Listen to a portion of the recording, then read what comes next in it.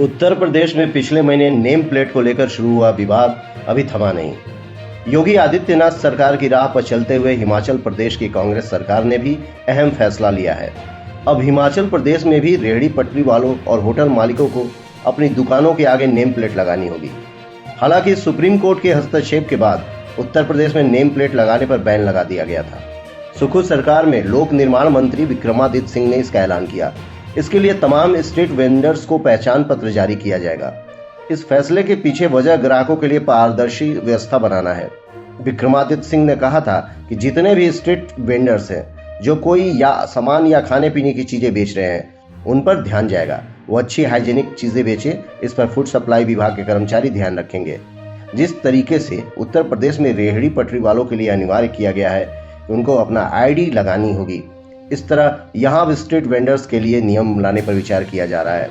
कोई हिमाचल का है या हिमाचल के बाहर का है, सबके लिए ये कानून लागू है और ये जो है बराबर हिमाचल प्रदेश में इसको हमें उस दृष्टि से देखने की आवश्यकता है, because of the internal security of Himachal Pradesh and the concerns of the people of Himachal Pradesh, जिसकी सूद लेना मैं समझता हूँ हमारा दायित्व है, हमारी जिम्मेवारी है।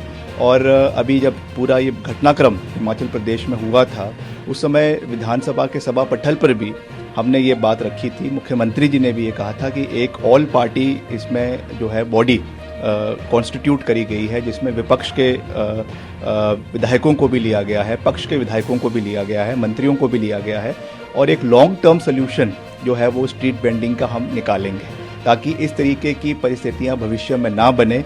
इस चीज़ को देखने की आवश्यकता है और काफ़ी जो हमारे वेंडिंग राइट्स है उसमें जो है आइडेंटिफिकेशन का अलग अलग म्यूनिसिपल कमिटीज़ में इसमें जो है प्रोविज़न रखा गया है, और उसको उसी एम्बिट से हमको देखने की आवश्यकता है कि प्रदेश में हार्मनी बनी रहे।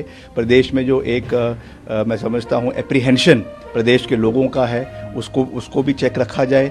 लॉ एंड ऑर्डर जैसे मैंने कहा वो भी बहुत आवश्यक है, और कहीं ना कहीं जो एक ड्रग्स का प्रचलन प्रदेश के अंदर बढ़ रहा है उसको भी चेक रखना आवश्यक है।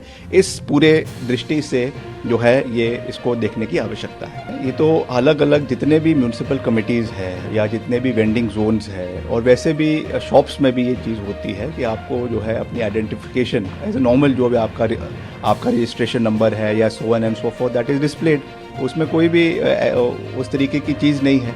मगर इससे हमें जो है केवल जैसा मैंने कहा कि इंटरनल सिक्योरिटी के लिए और जो एप्रीहेंशंस प्रदेश के अंदर रेज हुई है उस दृष्टि से इसको देखना है। और जैसा मैंने अभी कहा कि अभी एक ऑल पार्टी इसमें जो है बॉडी भी कॉन्स्टिट्यूट हुई है, कमिटी कॉन्स्टिट्यूट हुई है, that will look into that will बड़े डिटेल से थ्रेडबेर हर चीज़ हर पहलू को इसमें देखा जाएगा, ताकि जितने भी एप्रीहेंशंस प्रदेश के लोगों की है उसको इसमें एड्रेस किया जाए। बिकॉज जहाँ तक प्रदेश में सिक्योरिटी की बात है, इन सब कंसर्न्स की बात है, उसके साथ कोई भी कॉम्प्रोमाइज़ नहीं किया जा सकता, ये मैं कहना चाहता हूँ। विक्रमादित्य के बयान पर विवाद खड़ा होने के बाद प्रदेश सरकार ने एक स्पष्टीकरण जारी किया है। सरकार ने कहा है कि अभी तक ऐसे किसी भी फैसले को लागू नहीं किया गया है। सरकार की ओर से विक्रेताओं द्वारा अपनी दुकानों पर नेम प्लेट या अन्य पहचान अनिवार्य रूप से प्रदर्शित करने के संबंध में कोई निर्णय नहीं लिया गया। प्रदेश सरकार स्ट्रीट वेंडर्स से संबंधित मुद्दों का समाधान करने के लिए प्रतिबद्ध है। इस संदर्भ में निर्णय लेने से पूर्व सभी सुझावों पर संवेदनशीलता से विचार किया जाएगा।